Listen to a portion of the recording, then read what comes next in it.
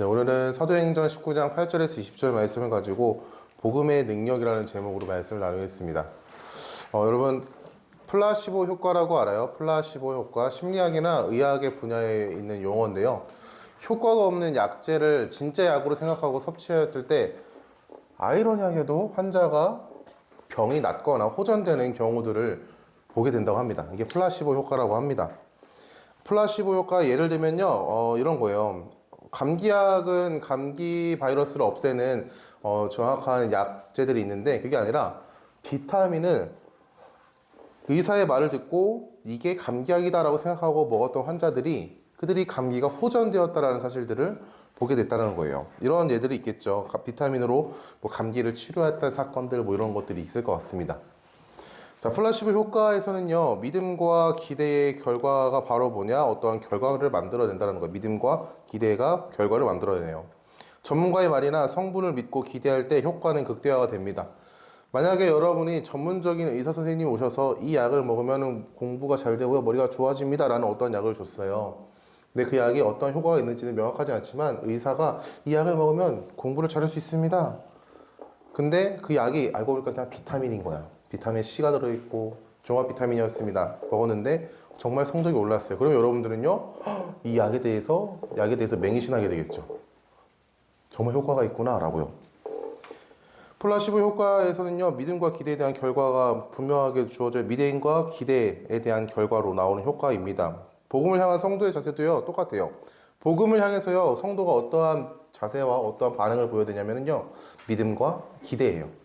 복음이 내 삶에서 어떻게 역사하실 것인가를 기대하고 소망하는 마음으로 그 복음을 의지하며 살아갑니다. 여러분, 복음은요, 창조주를 배신한 죄인을 향하신 하나님께서 자기 아들 예수 그리스도를 통해서 우리에게 구원을 주시고, 그리고 구원받은 자의 삶을 인도하시는 하나님에 대한 우리를 향하신 기쁜 소식입니다. 창조주를 배신한 우리를 향하신 하나님께서 무엇을 하셨는가? 예수님께서 무엇을 이루시고 무엇을 하셨고 무엇을 우리에게 주셨고, 그리고 그 은혜 안에서 살아가는 성도는 어떻게 살아가야 하는지에 대한 기쁜 소식이 바로 복음이에요. 자, 첫 번째로 복음은요, 복음의 능력을 기대함으로 사명을 감당해야 합니다. 오늘의 말씀을 보면요, 복음의 능력을 기대함으로 사명, 자기에게 주어진 사명, 복음을 전하는 일들을 감당했었던 바울에 대해서 이야기하고 있어요. 8절에서 10절의 말씀을 보면요, 바울이 전하는 복음을 많은 사람들이 거부했다고 합니다. 회당에 들어가서 언제나 그랬듯이 바울이 복음을 전했어요. 그러나 오늘 9절의 말씀을 보면요, 이 마음이 굳은 이 사람들이 그 복음을 듣고 순종하지 않고 무리 앞에서 이도를 비방했대요. 복음은 거짓이다. 복음은 쓸모없는 거다. 복음은 틀린 것이다. 라고 어떤 사람들이 마음이 굳어서 그것을 거부하고 비방했습니다. 그러는 가운데서도요, 바울은요, 끝이 복음을 전했어요. 두란노 서원이라는 곳에 가서 따로 복음을 듣는 자들을 세우고 제자들을 세웠습니다. 여러분, 복음은 구원의 순간이 아니라 우리의 삶에서 진행되는 하나님의 능력이에요. 복음을요, 이렇게 오해하고 있는 사람들이 많아요. 복음은 예수님을 믿는 그 순간에 주어지는 은혜, 한 번의 포인트, 한 번의 점과 같은, 그 이후에는 복음이 내 삶에 역사하는 것이 아니라 구원을 받는 그 순간에만 복음이 능력이 있어 라고 오해하는 사람들이 많아요. 하지만 복음은요, 여러분이 예수님을 인격적으로 믿고 내가 예수 그리스도를 주로 고백하는 그 순간부터 내가 그분 아버지 앞에 나아가기 전까지, 삶이 마치거나 예수님이 다시 오시는 그날까지 그 평생의 삶에 역사하는 것이 바로 복음입니다. 복음은요, 어떤 한 포인트가 아니라 한 선이라고 생각하면 좋을 것 같아요. 우리가 복음에 대한 분명한 이해가 필요합니다. 복음은요, 내 삶의 한순간이 아니라 내 평생의 삶을 이끌어가고 있는 하나님의 진행형, 하나님의 놀라우신 능력이에요. 이에 대해서 이렇게 말합니다. 로마서 1장 16절 말씀에 내가 복음을 부끄러워하지 아니하노니 이 복음은 모든 믿는 자에게 구원을 주시는 하나님의 능력이 된대요. 자, 하나님께서 복음을 통해서 구원을 주실 거예요. 복음을요, 예수 그리스도, 그분이 우리를 위해서 무엇을 이루셨는지에 대한 기쁜 소식입니다. 그 기쁜 소식 안에는요, 구원이 담겨 있어요. 그 복음을 듣고 사람들이 두 가지 반응을 보이죠. 거부하거나 아니면 내가 어떻게 해야 할지 몰라서 회개하거나. 복음을 기대하는 것은요, 바로 믿음을 전제하고 있습니다. 복음이 내 안에서 어떻게 역사하실 건가, 어떻게 일할 건가에 대한 기대함을 갖는다는 것은 내가 그 복음을 믿는다라는 사실을 전제하고 있어요. 바울이 복음을 전하는 사명, 수많은 사람들에게 거부당하고 때로는 위협을 받고 때로는 죽음의 위협 가운데 놓일지라도 그 복음을 전하는 사명을요, 끝까지 감당했었던 이유가 뭐예요? 그 복음으로 내 삶이 어떻게 변했는지 그는 알기 때문이에요. 예수님을 핍박했었던 사람에서 예수님을 전하는 사람으로 바뀌었습니다. 근데 그 과정 가운데 다메섹에서 만났었던 예수님에 대해서 바울은 너무나도 선명하게 기억하고 있어요. 내가 부정하다라고 틀렸다라고 여겼던 것들이 틀린 거였구나. 복음이 잘못되었고 예수가 잘못되었다는 사실들을 내가 생각하고 그렇기 때문에 예수님을 믿었던 사람들을 핍박했는데 이게 틀린 거였구나. 잘못된 일을 행하는 가운데 예수님을 핍박하는 가운데 하나님을 핍박하는 가운데 하나님은 나에게 진노와 심판을 내리신 것이 아니라 나를 사랑으로 품으셨구나. 바울은요 이것을 경험했습니다. 그리고 하나님을 아버지라고 고백하게 되었죠. 여러분요 복음 안에서 성도는 하나님의 자녀가 됩니다. 복음은요 우리의 평생의 삶에 허락하신 하나님의 놀라운 은혜예요.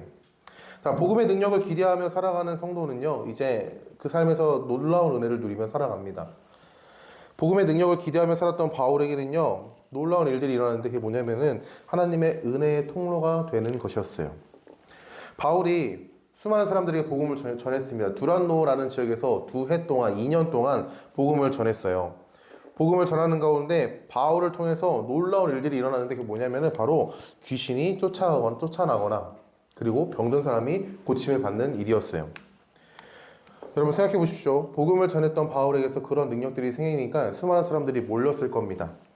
그리고 사람들이 바울의 몸에서 손수건이나 앞치마를 가져다가 그 바울의 몸에서 그 손수건이나 앞치마를 가져다가 이렇게 병든 사람에게 대면요 그 병든 사람이 낫는 거예요. 여러분 복음을 통해서요 하나님의 은혜가 우리에게로 흘러 들어옵니다. 복음을 통해서 하나님의 은혜가 우리 안에 흘러 들어와요. 그게 뭐냐면 치유와 귀신의 쫓음. 좀 더 확장해서 얘기하면요 복음의 능력은요 우리에게 자유를 줍니다. 복음은 우리에게 자유를 줘요. 오늘 말씀처럼 질병 같은 것에 대해 자유도 있지만 근심과 걱정과 절망과 좌절 이런 것에서도 자유를 줍니다.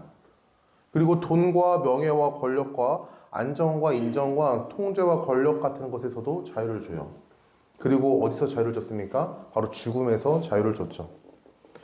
여러분 복음을 믿고 듣고 믿는 성도가 병에 안 걸립니다. 근심과 걱정이 없습니다. 절망하지 않고 좌절하지 않고요. 돈을 쫓아 살아가지 않고요. 명예와 권력을 필요 없다 인정하지 않고요. 사람들의 칭찬과 사람들의 인정을 바라지 않고 안정된 삶을 원하지 않습니다. 뭐 이런 걸 얘기하는 게 아니에요. 죽음으로부터 자유롭다는 말이 절대 죽지 않아요. 이런 걸 얘기하는 게 아니에요. 이것에 대한 두려움, 내가 아무것도 할 수 없는 질병에 대한 두려움, 어떠한 근심과 걱정, 내 힘과 능력으로 할 수 없는 문제들 앞에서의 두려움, 돈이 없는 것에 대한 두려움, 사람들이 나를 인정하지 않는 것에 대한 두려움, 안정적이지 못한 삶에 대한 두려움, 죽음에 대한 두려움 등등 이러한 두려움으로부터 우리는 자유해졌어요. 왜요? 그분 안에 참된 소망이 있기 때문이에요. 복음 안에 참된 소망이 있기 때문이죠. 복음 안에 예수 그리스도께서 우리에게 분명하게도 보여주신 참된 소망, 부활이 있기 때문입니다. 그 부활을 소망하는 성도는요, 이 세상의 것에 자유해요. 복음을 소망하는, 복음 안에서 참된 부활을 바라보고 그 부활의 놀라우신 은혜를 맛본 성도는요, 이제 세상의 것으로부터 억압받고 두려워하고 근심하고 좌절하고 고통하며 살아가지 않습니다. 왜요?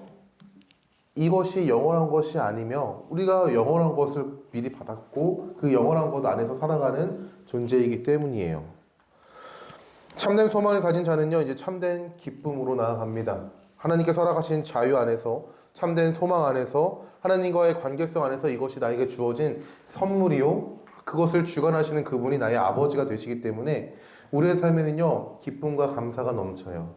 평화가 넘쳐요. 복음의 능력은요 자유를 주고 참된 소망을 품게 하고 기쁨과 감사 안에서 화평을 누리게 합니다. 예수 그리스도로 인해서 우리가 새로운 피조물, 새로운 존재가 되었기 때문에 이제 세상의 평가와 기준과 가치관과 주장 앞에서 나의 삶이 흔들리지 않아요. 좌절하지 않아요. 그것이 나를 흔들고 나를 무너지게 하는 것이 아니란 말이에요. 여러분 공부하고 있죠. 여러분 학생으로서 공부하고 있고 이제 기말고사를 보고 하면은 여러분이 봤던 기말고사라는 그 기말고사의 점수로 여러분이 평가될 거예요. 반에서 1, 2, 3, 4등이 가려질 거고 전교에서 1, 2, 3, 4등이 가려질 거예요. 여러분들을 그렇게 평가할 겁니다. 그러나 그 세상의 평가가 나를 좌절하게 하고 하지 않는 이유가 뭐예요? 나는 그것을 통해서 하나님 앞에 인정받은 존재가 아니라 예수님 안에서 예수님의 사랑으로 은혜 안에서 하나님이 나를 용납하시고 용서하시고 나를 존귀하다 여겨주신다는 그 사실을 알기 때문에 믿기 때문에 그 안에 살아가는 성도이기 때문에 성적에 따라서 내가 이렇게 평가받는 이러한 존재의 가치가 아니라 나는 세상을 창조하신 하나님 안에서 존귀하다 여기는 가치, 존귀하다라고 평가받는, 존귀하다라고 여겨지는 하나님의 자녀이기 때문에 우리는 그 성적에 절망하지 않아요. 여러분 성적뿐이겠습니까? 돈도 마찬가지고요. 사람들의 인기와 안정된 삶도 마찬가지예요. 사람들에게 칭찬받는 삶에 목말라 있는 사람들이 가장 열심히 하는 게 뭔지 알아요? 사람들에게 인정받고 싶어서 가장 열심히 하는 게 뭐냐면은 자기의 본 모습을 드러내지 않고 가면을 쓰고 행동한다 합니다. 왜요? 본 모습이 들키면요 사람들이 실망할까 봐. 사람의 평가에 굉장히 목말라 있는 사람은요 내 본 모습을 드러내지 않아요. 가면을 쓰고 살아갑니다. 그 안에는 자유가 없어요. 여러분 연예인들 보세요. 여러 연예인들이 왜 공황장애가 걸릴까? 전사님이 좀 심리적으로 고민해 본 건 아니지만 만약에 수많은 사람들이 나에게 대해서 관심을 갖고 언제나 나를 주목한다면요 내 모든 행동 하나하나가 굉장히 조심스러울 것 같아요. 한번 생각해 보세요. 여러분들을 너무나도 잘 아는 사람들이 내 주변에 너무 많아. 그러면요 여러분 집 밖으로 나가기 힘들 것 같아요. 사람들께 인정받고 싶어서 열심히 살았지만 오히려 그게 나를 속박하는 것이 돼요. 돈도요. 내가 너무나도 벌고 싶고 많이 갖고 싶었던 돈이었지만 여러분 돈이 많아지면 많아질수록요 그 돈을 지키기 위해서 더 속박된 삶을 살아가게 됩니다. 복음은요 그런 것들에 자유를 주세요. 그런 것들을 향한 두려움 앞에서 자유를 주고요. 그런 것들을 향한 걱정 앞에서 자유를 주세요. 비방하는 자들 앞에서 복음을 전했던 바울, 여러분 생각해 보십시오. 너무나도 간절한 마음으로 이들에게 나가서 복음을 전했습니다. 예수는 그리스도입니다. 예수가 주입니다. 예수를 믿어야 여러분 구원받습니다. 라고 불쌍히 여기는 마음으로 사람들에게 복음을 전했어요. 근데 그들의 반응이 뭐예요? 그것을 무시하고 비방했던 것입니다. 그래도 바울이 복음을 계속해서 전할 수 있었던 뭐예요? 사람들의 비방과 사람들의 거절이 나의 정체성을 형성하는 것이 아니기 때문에 나의 정체성을, 나의 가치를 결정하는 기준이 아니기 때문에 바울은요 거절당하는 그 상황에서도 다른 곳으로 나아가도 복음을 전했어요. 자신에게 주어진 사명을요 끝까지 감당했던 것이죠. 복음을 전할 수 있는 그 은혜를 누렸기 때문에 복음을 통해서 하나님의 은혜를 누렸기 때문에 이제 바울은요 복음을 전하는 사명을요 놓을 수가 없는 거예요. 사람들의 평가와 가치는 상관이 없어요. 내가 전하는 것에 있어서 사람들의 시선과 손가락질과 반응은요 더 이상 요구가 되지 않습니다. 교회가 수요일마다 전도를 하러 나갑니다. 정말 재밌는 게 뭔지 알아요? 여러분 이거 좀 되게 슬픈 얘기인데 전도사님이 같은 사람이에요. 똑같은 A라는 사람인데요. 전도사님이 이렇게 전도 티슈를 나눠주면 안 받아요. 근데 우리 다른 여자 집사님이나 여자 전도사님이 티슈를 주면 받아요. 여러분 어떨 것 같아요? 전도사님이 전도사님의 거절을 받는 은혜가 은사가 있더라고요. 거절을 받는 능력. 아니 분명히 똑같은 사람이에요. 앞에 지나가길래 예수님이세요 줬는데 안 받아요. 뒤로 지나가고 있는데 뒤에서 어떤 분이 우리 교회 성도님이세요. 여자 성도님인데 예수님이세니까 네 이러고 받더라고요. 여러분 어떨 것 같아요? 뒤를 돌아서 그 티슈를 뺏고 제가 갖고 있는 티슈를 나눠주고 싶은데 그럼 안 되죠. 전사님이 이번 주 수요일 날 전도를 했을 때 20명에게 티슈를 나눠줬는데 20번 얻어당했습니다. 네, 그래서 이만큼 들고 와서 한 바퀴 빙 돌고 이만큼 갖고 왔어요. 근데 전사님 또 전할 거예요. 왜요? 그 사람들의 반응이 전사님을 향한 하나님의 사랑과 은혜 그리고 전사님의 정체성을 평가하고 결정하는 것이 아니기 때문에 그냥 긍휼한 마음으로 전해요. 거절당할지라도. 이런 복음을 전할 수 있었던 바울의 그 마음 안에는요, 하나님 안에서 내가 존귀한 존재로 인정받았기 때문에, 용납받았기 때문에 그 기쁨과 은혜 안에서 계속 전하는 거예요. 열매를 거두신 하나님을 기대하며. 그게 복음으로 살아가는 성도에게 허락하시는 은혜입니다. 성도의 삶에서 나타나는 놀라운 은혜예요. 기뻐하는 거예요. 단순하게 치유의 역사, 오늘 말했던 것처럼 병이 고침받는 역사, 이런 게 안 나타날 수도 있어요. 그러나 너무나도 기쁜 것은요, 그 병에서 자유함을 얻었던 어떠한 누군가가 누리는 그 은혜를요, 우리가 먼저 누린다는 거예요. 거절당하는 것에서 자유함, 사람들의 인정받지 못하는 것에서의 자유함, 내가 세상을 살아가면서 꼭 필요한 뭐 돈이나 여러분 같은 게 성적이 되겠죠. 그런 것이 사람의 기준에, 세상의 기준에 너무 떨어질지라도 자유함을 누릴 수 있다는 거예요. 여러분, 그리고 복음을 누리기 위해서는요, 여러분, 복음을 사랑해야 합니다. 여러분, 이 자유함을 누리고 싶어 하죠. 누구나 자유하고 싶어 해요. 이러한 은혜를 누리고 싶어 하는데, 가장 먼저는요, 복음을 사랑해야 합니다. 바울이 능력 행함을 듣고요, 마수라는 어떤 유대인이 시험 삼아 악귀들 앞에 나가가지고 복음을 전했어요. 예수의 이름으로 떠나라. 예수 그리스도의 이름으로 명하노니 귀신아 떠나라. 그 사람들의 반응이 뭐였냐면, 내 악귀가 내뱉었던 반응이 뭐냐면은, 야, 나는 예수도 알고 바울도 아는데 넌 누구냐? 라는 거였어요. 야, 네가 이야기하는 예수도 알고 바울도 아는데 넌 도대체 누구냐? 라는 거죠. 결과가 실패였습니다. 그리고 악귀를 내쫓지 못하고 오히려 악귀에게 당했어요. 귀신에게 당했다라고 합니다. 귀신이 그 사람 위에 올라가 찍어 누르고 그를 괴롭혔대요. 두려워해가지고 옷이 벗겨진 채로 도망쳐 나왔습니다라고 성경은 얘기합니다. 뭘 얘기해주고 싶냐면요, 여러분, 복음을 통해서 허락하시는 목적은요, 예수 그리스도를 전함이에요. 복음의 궁극적인 목적은요, 예수님을 전하는 것입니다. 구원을 전하는 거예요. 구원자 되시는 예수님을 전하는 것이 복음을 통해서 역사하시는 놀라운 은혜들을 누리는 모든 것들의 목적이 바로 예수님을 전하는 것, 구원을 전하는 것. 근데 오늘 어떤 유대인, 마술을 했었던 어떤 유대인이라는 사람들은요, 복음을 전하는 것, 구원자 되신 예수님을 전하는 것이 목적이 아니었어요.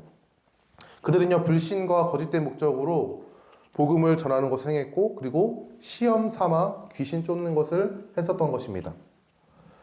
여러분, 마술사라고, 여러분 성경에 보면요, 마술을 행했다, 마술사라는 표현들이 많이 나오는데, 그게 뭐냐면은 하나님을 대적하는 무리 중에 하나거든요.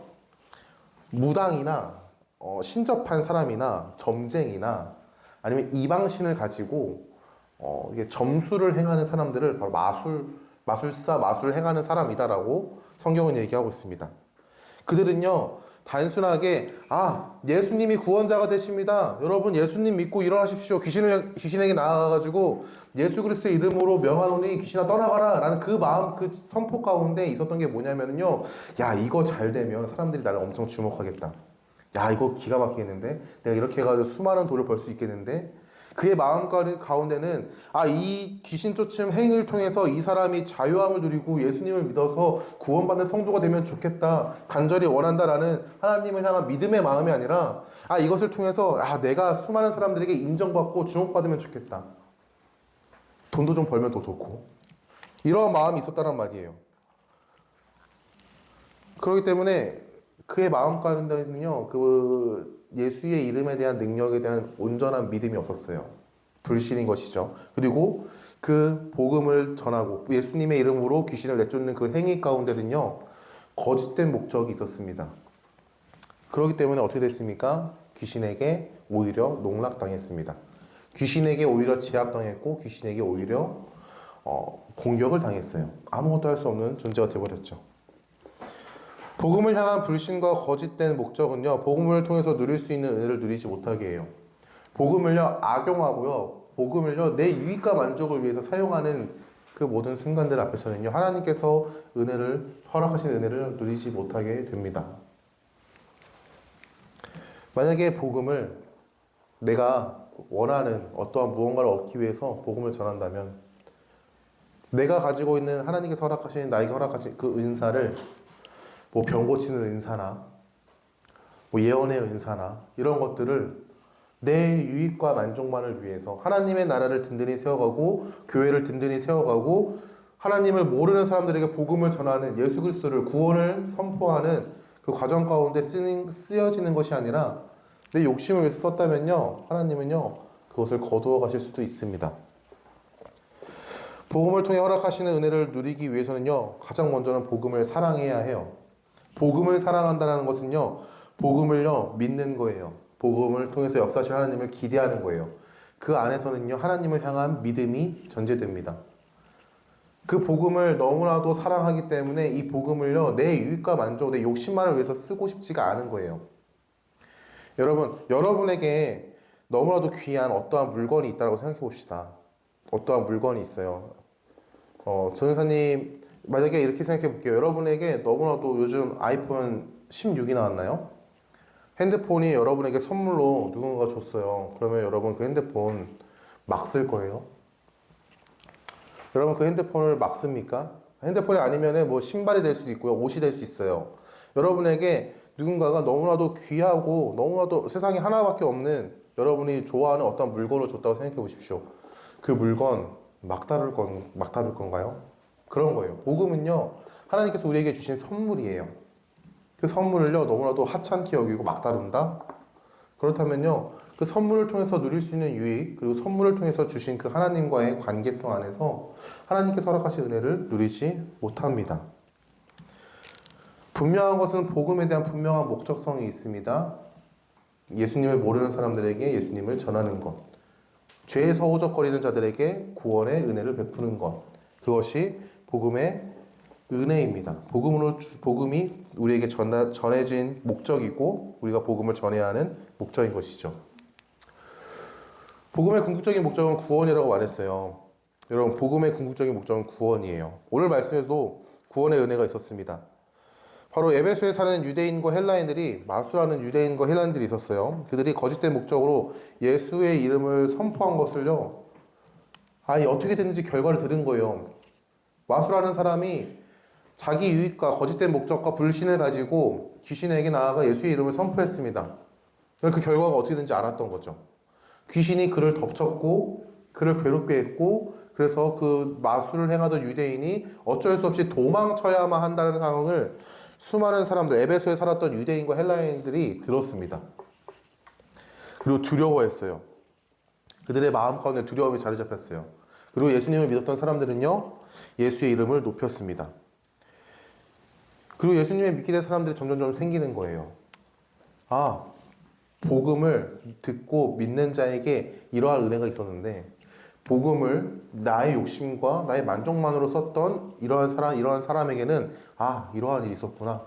이러한 소식들을 듣게 되니까 복음에 대한 두려움이 생겼고, 복음을 들었던 사람들은, 복음을 믿었던 사람들은 예수님의 이름을 찬양했습니다. 예수님을 믿게 된 사람들이 생겼어요. 그들의 삶 가운데 변화가 생겼습니다. 그들의 심령 가운데 예수의 이름을 통해서 하나님이 어떠한 분인지를 알게 되었고, 그리고 그 하나님 앞에서 어떠한 반응을 보여야 하는지도 듣게 되었습니다. 그들의 삶에는요, 복음을 전하는 바울의 음성을 듣고 예수님을 영접했어요. 삶의 변화가 일어났습니다. 그들의 삶의 변화가 오늘의 말씀에 뚜렷하게 나오는데 이게 뭐냐? 바로 우상을 버리는 행위였어요. 마술을 행하던 많은 사람들이 자기가 마술을 행할 때 썼던 책들, 그러니까 여러분 이렇게 생각하면 좋을 것 같아요. 이단 서적들, 타 종교 서적들, 책들을요, 다 가지고 나왔습니다. 다 모아가지고요, 다 불사른 거예요. 거기다 불을 지폈어요. 그 책의 양이 얼마나 되었냐면요, 은 5만이나 되었다고 합니다. 은 5만. 정확하게 값을 매기기는 어렵지만 굉장히 상당한 고가의 책들도 많았을 거고 상당한 비싼 양의 많은 양의 책들이 불태워졌습니다. 그로 인해서 예수님의 말씀이 힘이 입어 흥황하여 세력을 얻었다라고 얘기해요. 공동체가 더욱더 든든히 세워진 것이죠. 여러분, 복음의 궁극적인 목적은요, 구원입니다. 구원. 여러분, 아까도 말했지만 복음이 주는 은혜, 자유함이라 그랬죠. 우상에서의 자유함도 우리에게 허락하세요. 여러분의 삶에 어떠한 우상이 있습니까? 여러분의 최고의 가치로 여기는 게 뭐예요? 예수님이면 가장 좋겠지만 여러분의 삶의 최고의 가치로 여기는 그 무언가가 있다면요, 그게 우상이에요. 여러분의 삶에 예수님이 아닌 다른 무언가가 여러분을 기쁘게 할 거고 행복하게 할 거라고 생각하는 그 무엇이 무엇입니까? 그 무언가가 바로 우상이에요.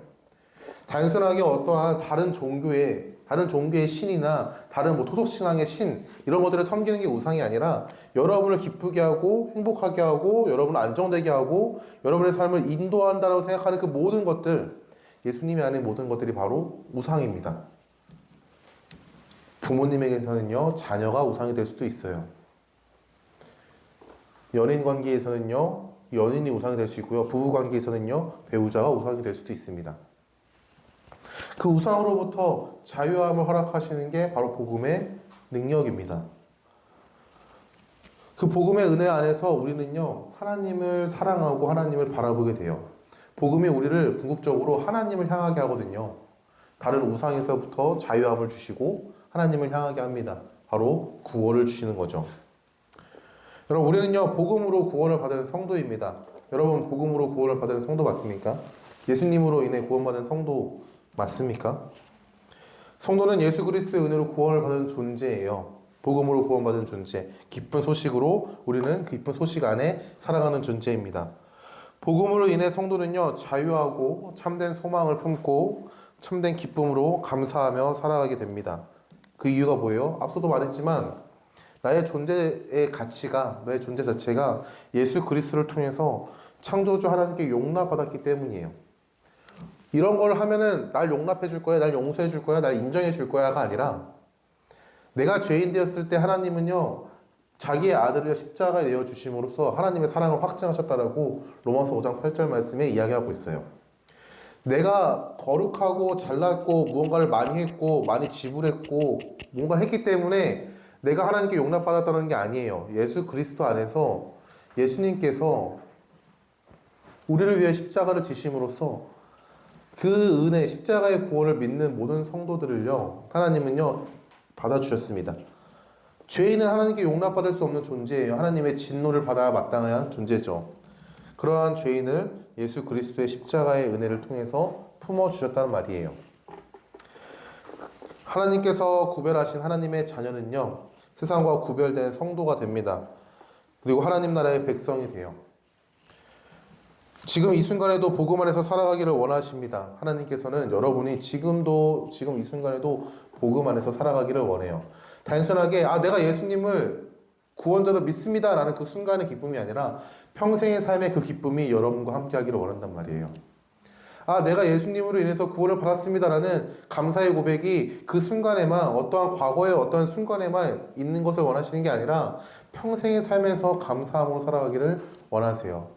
근데 그렇게 감사할 수 있는 이유가 뭡니까? 내가 이렇게 했기 때문에, 하나님이 이렇게 복을 주셨기 때문에 감사합니다가 아니라 내 상황과 환경은 그렇지 않을지라도 내가 예수님 안에 살아가고 있는 그 분명한 정체성 하나만으로 감사하시기를 원해요. 내가 예수님 안에서 살아가는 하나님의 자녀라는 그 분명한 정체성 하나만으로 기뻐하시기를 원한단 말이에요. 복음은 죄인을 구원하시는 하나님의 능력이 됩니다. 복음에 대한 반응은요, 거부와 영접함이에요. 누구는요, 거부할 겁니다. 복음을 듣고. 그러나 누구는요, 그 복음을 듣고 진지하게 고민할 거예요. 그리고 그 복음을 듣고 믿게 될 것입니다. 복음을 믿는 자에게는 하나님의 자녀가 되는 권세를 주셨습니다. 요한복음 1장 12절 말씀에 영접하는 자 곧 그의 이름을 믿는 자들에게는 하나님의 자녀가 되는 권세를 주셨다라고 분명하게 이야기하고 있어요. 우리는 복음을 믿어서 하나님의 자녀가 되었습니다. 죄인을 구원하는 복음이 성도의 삶을 이끌어 가십니다. 과거의 어떤 한순간에 주어졌던 어떠한 한 포인트를 통해서 이제 평생의 우리의 삶을 인도하시는 것이 바로 복음이에요. 내가 예수 그리스도 안에서 새로운 존재가 되었습니다 라는 분명한 사실, 예수님께서 나를 위해서 십자가를 지셨습니다 라는 분명한 사실, 그것을 믿는 믿음으로 살아가는 것이죠. 그럼 여러분에게 이렇게 질문해 싶습니다. 여러분은 복음으로 살아가는 존재입니까? 여러분의 삶은 복음으로 살아가는 삶입니까? 여러분은 예수님으로 인해서 기뻐하는 삶을 살아가고 있어요? 여러분 예수님으로 인해서 감사하며 살아가고 있습니까? 예수님이 나를 구원해 주셨다는 그 사실로 인해서 여러분 기뻐하고 감사하며 살아가고 있습니까? 어렵죠. 복음이 쉬운 건 아니에요, 여러분. 진짜 쉽게 얘기하면은 기쁜 소식이요 라고 얘기할 수 있지만, 그게 왜 기쁜 소식인데 라고 하면요, 여러분 말 못할 사람들이 여기 우리 청소년부 아이들의 열의 열은 말을 못할 거예요. 왜 복음이 기쁜 소식인지. 서연이는 복음이 기쁜 소식이니? 왜?